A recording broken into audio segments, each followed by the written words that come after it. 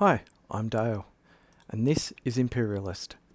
Imperialist is a 4X strategy game that I am developing, where you lead a major European nation through the ages of colonisation and industrialisation to emerge the first superpower of the world. Can you exploit the new world to control the old? This is the main menu. From here you can resume the last game you were playing, start a new game, set some of the game's options, and under the extras menu you'll be able to access the combat mini-game separately to practice. Whilst in the main menu, don't forget to click the Discord button at the bottom to join the Imperialist Discord server. To begin a new game, click the play button and then new game button. The game will begin and you will be at the main map view. At the top left is the menu button, which gives access to saving, options, back to the main menu and exiting the game. At the top right is the Pedia button. This gives access to the in-game help pages. Please note though that these are currently very underdeveloped and do not reflect the current state of the game. They will be updated at a later point in development. The game also contains some tutorial pop-ups, giving some brief information about parts of the game when you first access them. You can turn pop-ups off or on in the options.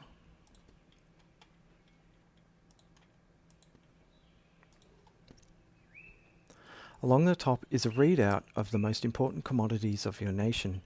Starting from the left is the current game year, then a summary of your factory workers, your current treasury balance, then current stock levels of your vital construction materials. To continue developing your nation, you need to ensure a steady supply of these construction materials.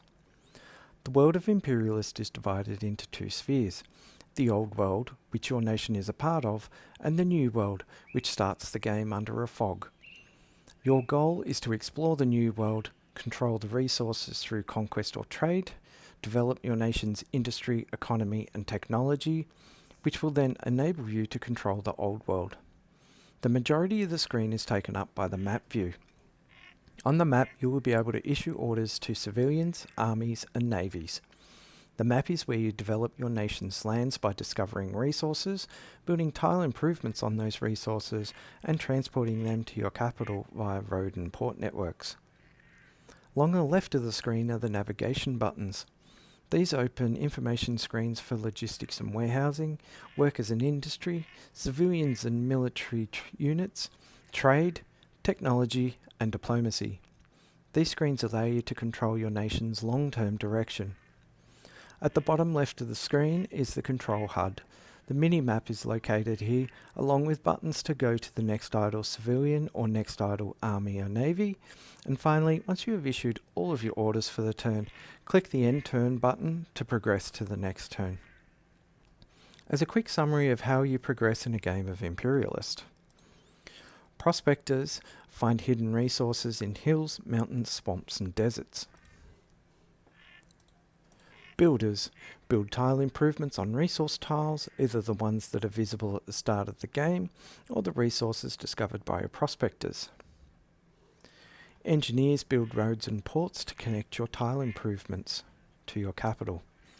Engineers may only build roads on tiles next to existing roads or cities, and ports may only be built on coastal tiles that you own.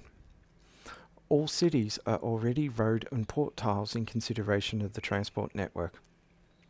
A tile improvement must be on or next to a road or port tile.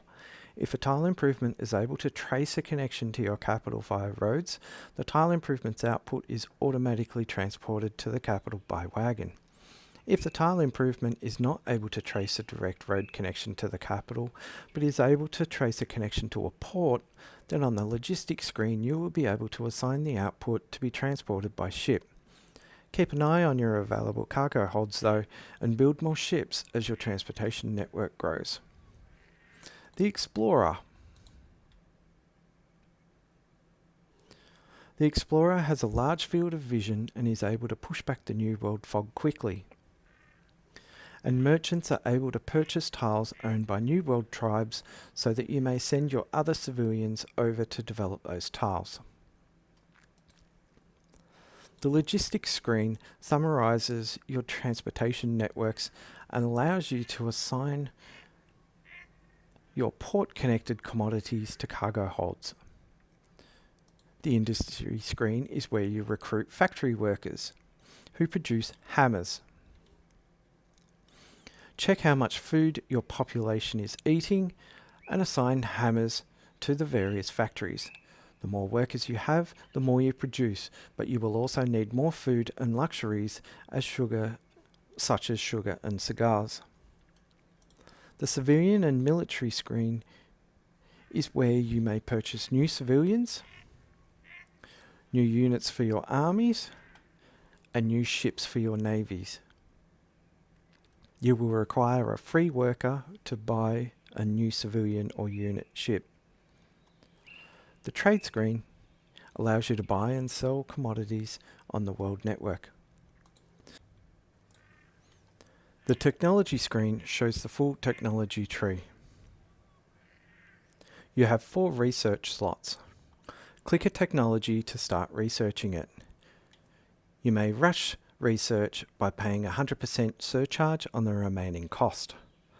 The per turn cost is automatically taken from your treasury, or if you cannot pay the research, it will stop until money is available.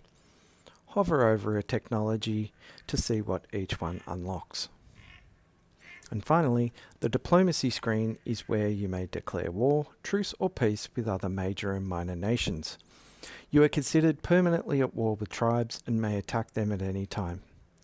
Please note this is a very basic diplomacy system and will be replaced with a full and detailed diplomacy model during later development.